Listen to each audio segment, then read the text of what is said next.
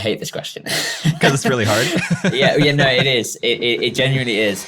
That's Angus Parker, the general manager for Ali Abdaal. He's the guy building out the dream team behind Ali's YouTube empire that generated around 120 million views and over $5 million in 2023 alone. This episode is all about one of the most important but least talked about topics in the YouTube space, hiring. And Angus is the perfect guy to teach us about it. There was one person before me, and now we are basically a core team of 12, supplemented by maybe 10 to 20 freelancers and contractors. Today you'll learn how you need to think about hiring.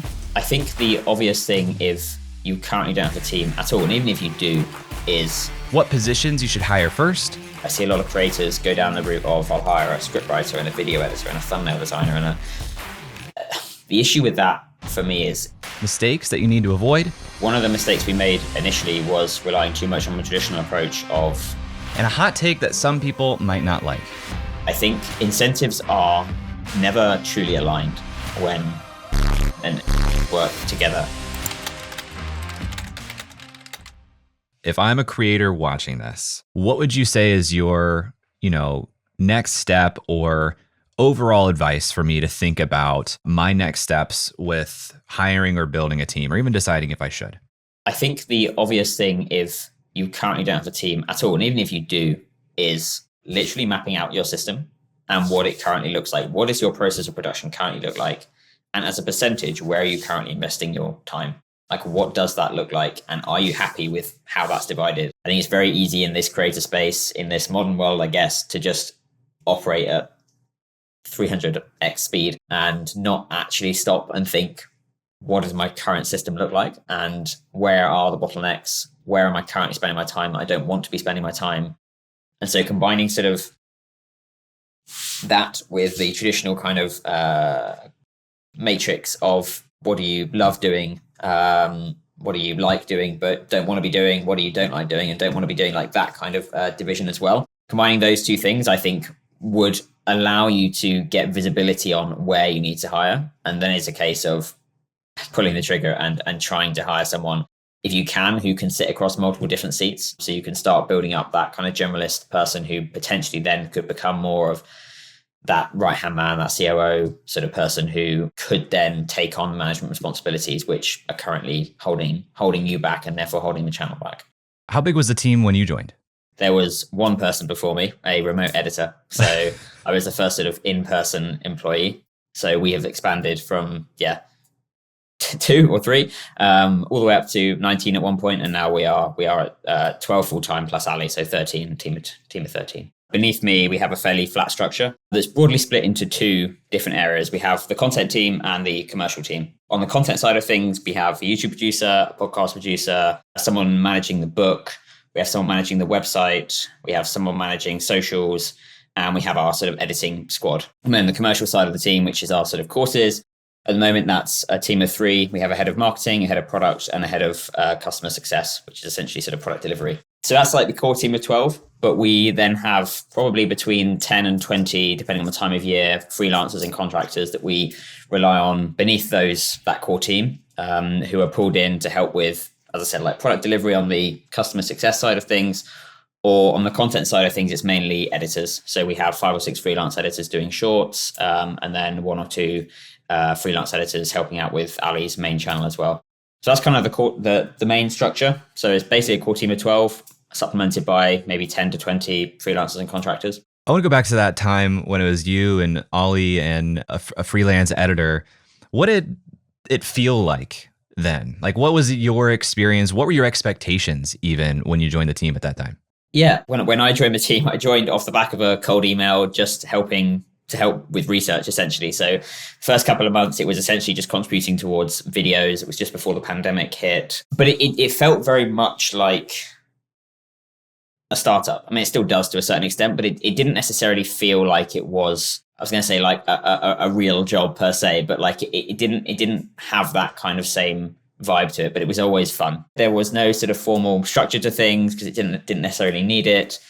I wore multiple hats, started as a researcher and writer, then learned how to edit and did editing, then kind of ended up sort of, I guess, producing the channel because Ali was still working as a doctor at that point, so I was doing sort of all the admin behind the channel as well. And we've retained some of that vibe, but obviously as we've grown, there's need to be a bit more structure imposed. But at that point, at the start, it was very much like a startup, and we were kind of at the start of something that could potentially grow into something far bigger.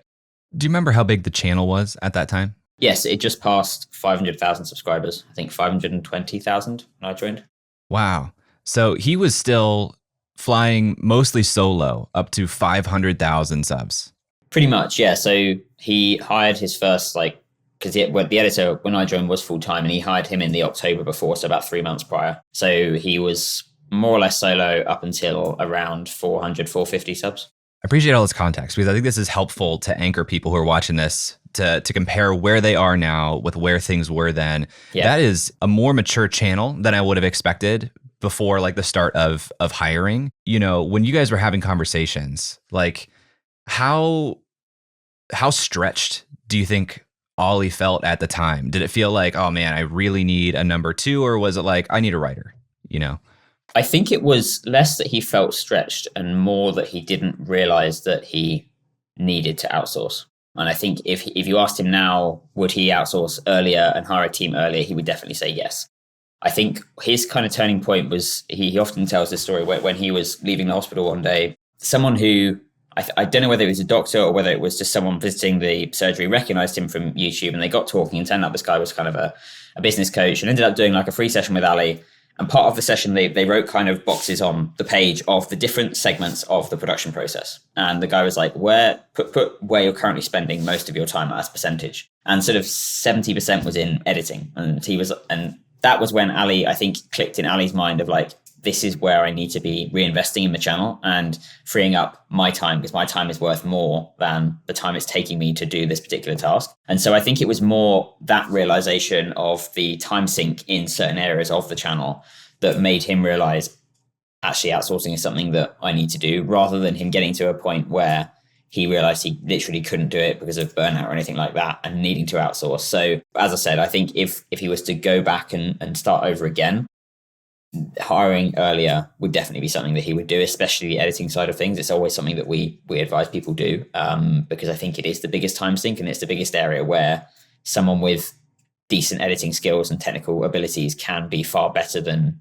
you, even if you think that your style's not replicable, which is the main excuse for people not outsourcing stuff. I bring all this up because when you joined as a writer. Yep. And now you are the right hand. You're running the whole team, the day to day. I want to hear your experience of when you stopped looking at this as I'm a writer to I'm growing into a bigger role. I'm thinking about the strategy of the company, because you said there was a part-time editor also. Who's to say that guy couldn't have stepped into that role early on? So there's something that drove you to say, I'm going to be this person. Yeah, I think there were kind of two moments that I can kind of call to. One was sort of midway through 2020, i.e. my first year, when we were still a team of 4. I actually had 2 offers to go and do master's degrees that were starting that September. In my mind, for the first 6 months of 2020, I was still going to probably go and do those. And this was a stopgap job. But when Skillshare started to take off and the company was growing, the channel was growing, and I was starting to kind of actually enjoy what I was doing with the editing and things, that was when I made the decision, actually, this is a long-term thing and I'm committing to this. And then the second moment was probably after we'd launched the Part-Time YouTuber Academy in November of that year, and that went very well. We realized that we needed to hire more people to be able to continue to run that academy, as well as continue to put content out on the channel. And we made the decision to hire writers, i.e. to support the content production rather than support the production of the YouTuber Academy, because myself and Elizabeth, who was working for Ali at the time, could handle that. And when they joined, there was a need for sort of some level of management to be able to then oversee what was then 4 other people aside from me and Ali. And so when I started, when I took that on, those management responsibilities on, when Ali asked me to do that, that was probably the second moment when I thought, actually, this is a more managerial responsibility, a bigger role that I can step into and take forward. Something that you said that may be obvious, but I want to point out. You said there was a time when there were, 4 other people besides Ali, and there was this need for a manager. And when there's not a manager, by default, I would assume the creator, in this case, Ali, is that manager, which is a huge responsibility, time suck. And so this is the point where I think a lot of people watching this may be at right now. Maybe they don't have 4 part-time or full-time people, but they're probably overseeing multiple people and saying, I'm spending as much time managing as I am creating, which is a completely different skill set. For sure. And I think one thing which Ali did quite early on, which I think was good, was he realized that he is not necessarily got the skill set to be a kind of full-time manager. Not just the skill set, but I guess, he doesn't want to be a full-time manager of people, but fundamentally his strengths lie in creating content.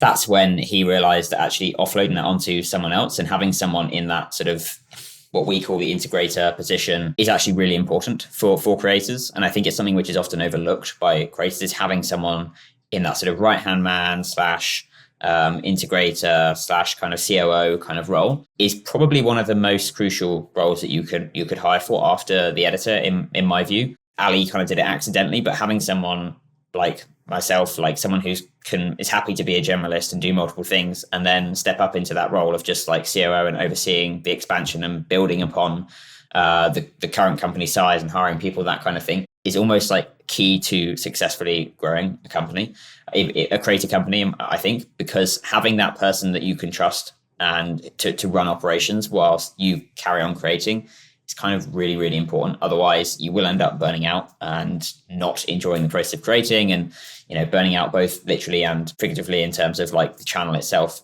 will kind of eventually die. And so, yeah. This is the thing, though. So creators are so skilled at upskilling. You mentioned a couple times, like it's an interest thing. I think there are creators who get to a point where it's not that you can't manage people. It's that maybe you don't have the interest in managing people, and that's okay. Or as you said, it comes at an opportunity cost, the cost of creating and doing these things. After a quick break, Angus and I talk about the first hires he would recommend creators make. So stick around and we'll be right back. If you know me, you know how much I believe in memberships. My membership is the core of my business, and I believe that earning a living directly from your audience is one of the most sustainable ways for you to become a professional creator as well. So I want to tell you about today's sponsor, Uscreen.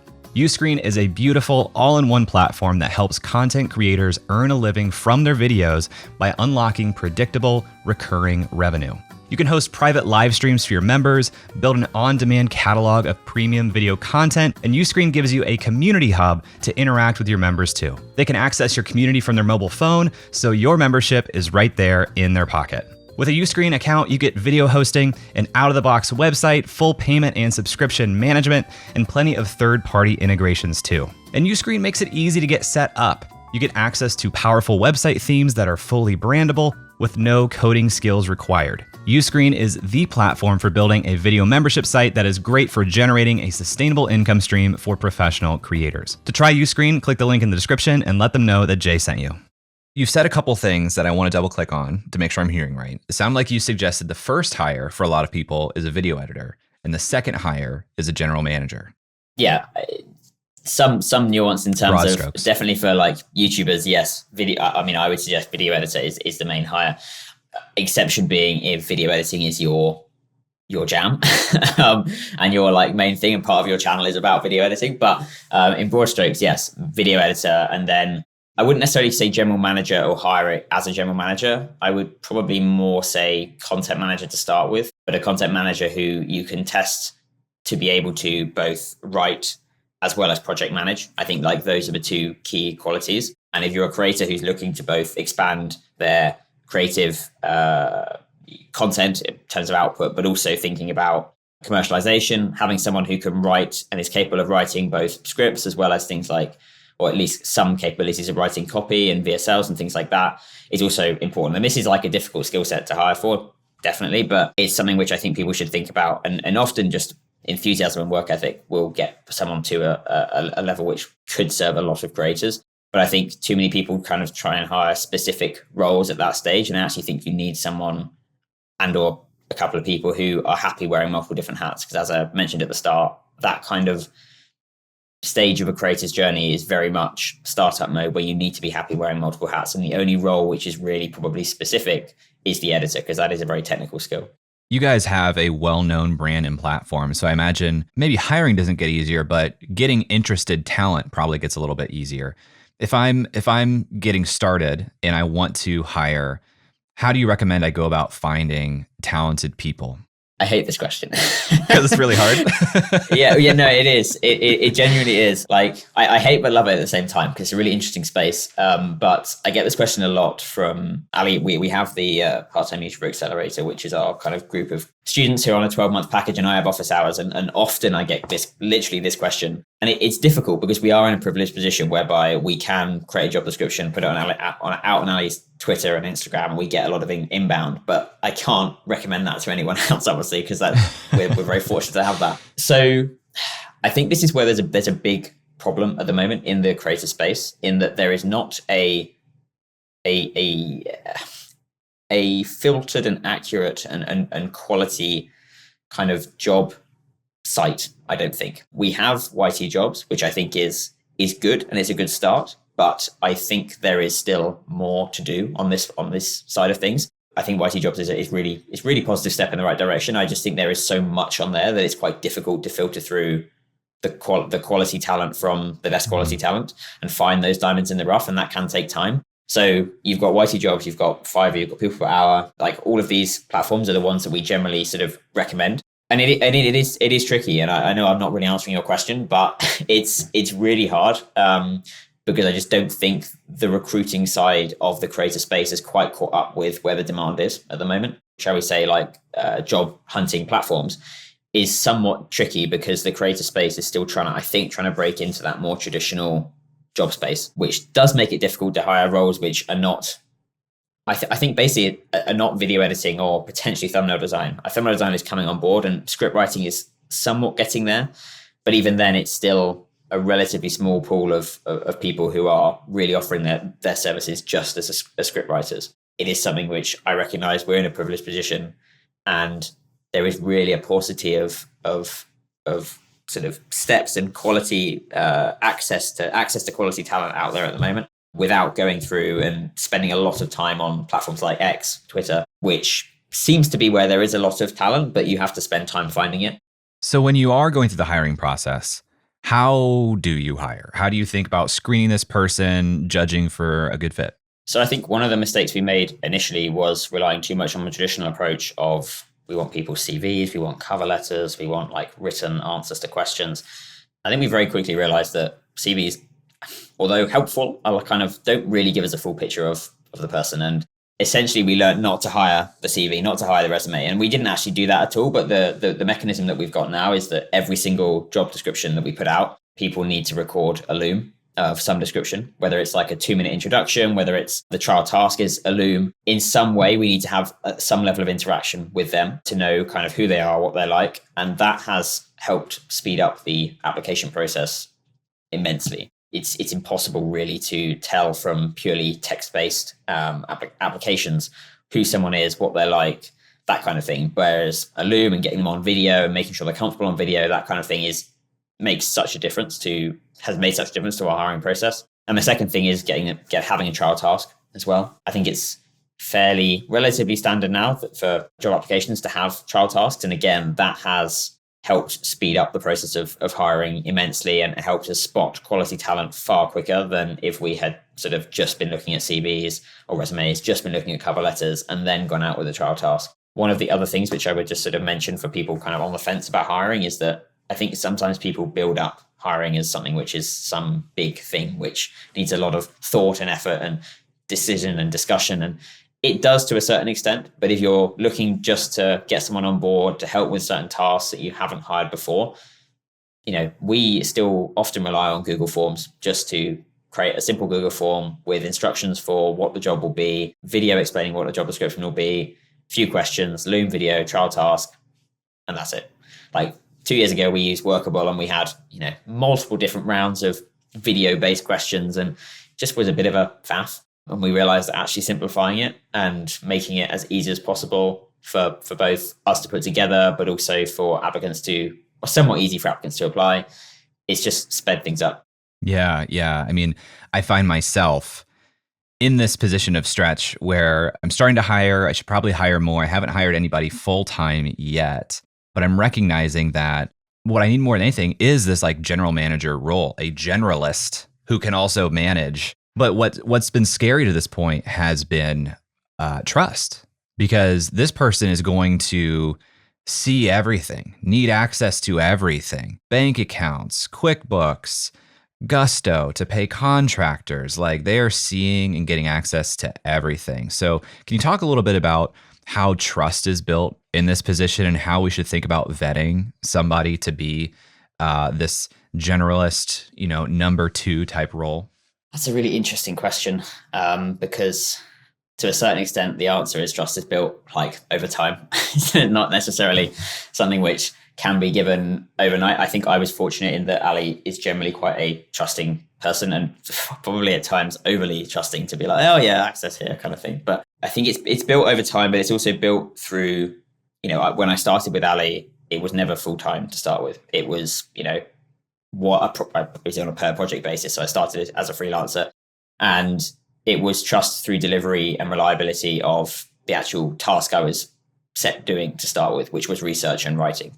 Once I could do that, then Ali was like, can you learn how to edit this next video for me? And I was like, okay. And so delivery on things like that and stepping up to the plate and kind of having that enthusiasm and commitment to what that person is doing. And I think that's relatively straightforward for a creator to spot. I think it's clear to see when someone is committed to what you're creating, and you can kind of rely on them. Hiring people and making sure that you trust them enough to be able to give them QuickBooks access is just part of, I think, the growth journey of growing as a creator, and being able to trust employees as you bring them on.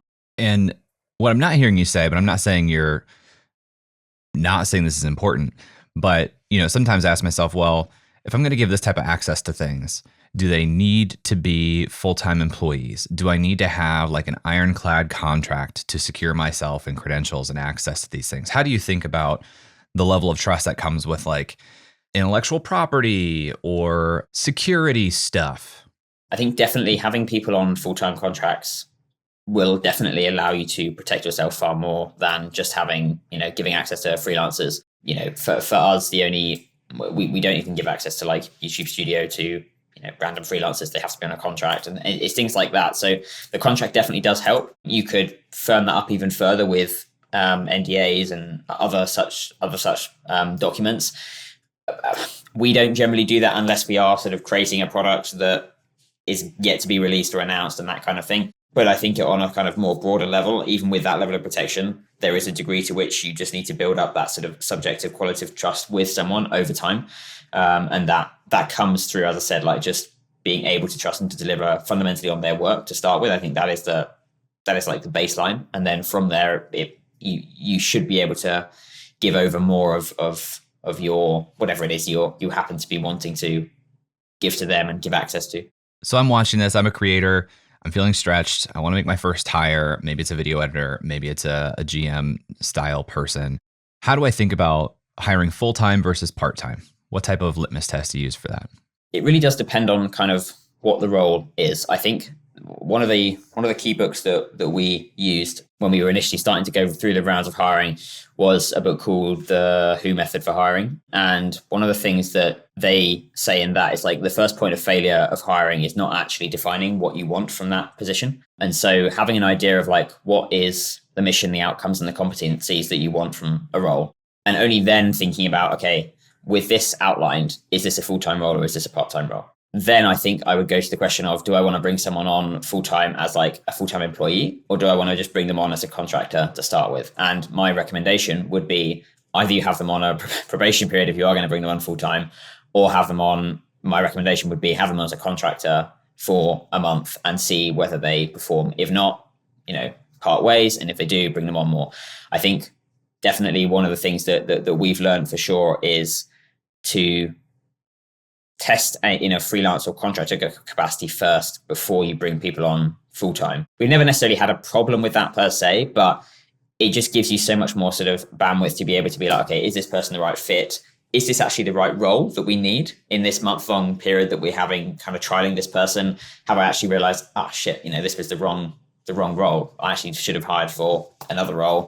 I think the other thing there is I see a lot of creators go down the route of I'll hire a scriptwriter and a video editor and a thumbnail designer. And the issue with that for me is that people end up spending a lot of time managing freelancers and managing multiple different people. Not necessarily a problem, but you are then in project management mode and reducing the time that you can create.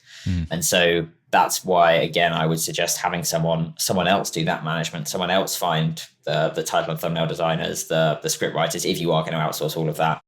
Because otherwise you do end up just living your life in Notion or in Kanban boards, wherever, just managing projects. And that's not what creators should be doing. Yeah, that's a really good articulation that I haven't thought about before, because I'm exactly here. I have hired really great functional people to do specific things, but I'm managing everything.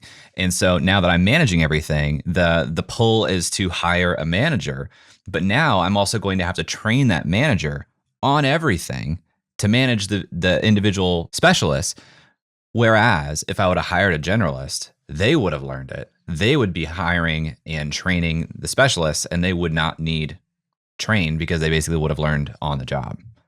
That's an interesting, different way of going about it. The other kind of key point to this is the kind of SOP-ification of everything, and having operating procedures and things like that to make that training a lot simpler.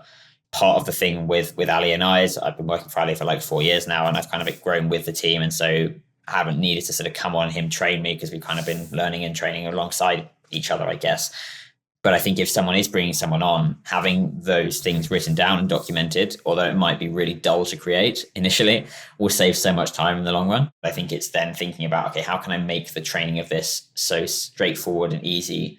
And then you can use that training as a way to measure capabilities, because if someone comes on and can't follow your instructions, if you think they're simple enough and easy enough to follow, then that's a good flag for them maybe not being the right person.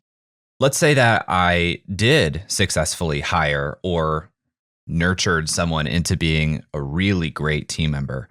How do I keep them interested, happy, enjoying working with me versus going off to some new opportunity because other people also recognize, oh, wow, this person is talented and doing really great work. Let's try to hire them. Hey, real quick before they respond, I want to let you know that there are bonus audio-only episodes of Creator Science that air every Tuesday when we don't publish a video. Episodes like number 156, where I talk with my editor, Connor, about our first year on YouTube, or number 37 with Ali Abdaal. If that's interesting, just search for Creator Science wherever you listen to podcasts. All right, back to the show. Yeah, I think it's a combination of having a very open and transparent culture for us, as well as appropriate incentivization. I think we have a very competitive base salary for our employees, but we also have a number of benefits on top of that. Obviously in traditional, just health insurance and things like that. But also we have a 9-day fortnight. So every other week, people get Fridays off. We have, and I know before anyone starts saying it, we have unlimited leave. And I know there's a lot of issues around that. It's a very controversial topic for people. Some people say it actually results in people taking less leave, et cetera, et cetera. So, and obviously now we are fully remote. People can work from literally anywhere. And so we do have a lot of benefits. And I think there's partly the incentivization side of things like that, but also it's the culture and the values that you embody as a team as well, which I think are almost more important to keeping people on. Because if you're having to rely on financial rewards or incentives too much to keep people engaged in like what you're trying to achieve, I don't think that's a good place to be personally, because then you are always constantly trying to compete with others purely based on price. And if you can compete with others in the same way, in a kind of commercial sense, you compete with others based on like value that you're providing, as well as value that people feel as part of the company, then that's a better place to be. It's interesting. You said that you have a flat compensation model for the core team. And I've heard you share on the Passion Fruit podcast as well, that you guys, at least at one point, had some sort of like bonus incentive that is also relatively flat. Is that still a thing?